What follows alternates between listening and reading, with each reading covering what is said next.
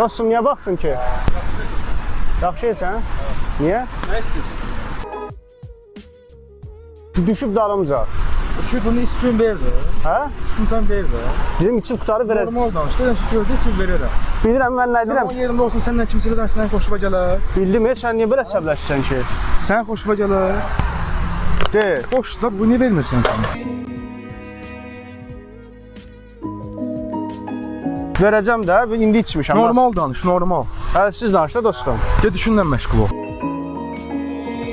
Mənim işim budur da elə. Nədir sənin işin? Burada otururam, belə çay içirəm. Elə yazıq kasıb şusumla adam kimi danışmamaqdır sənin işin. Bildim, sən Sən nə çalışır?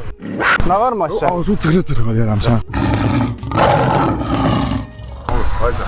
Hadi işinlə məşğul ol. Kimsən? Bildim, sən Ara vətəndaş var. Vətəndaşdır, normal danış. Deyirəm sənə ağıllı ol. bırak, hə, Normal de. danış. Gəl bura de, hə, de. Hara gəl?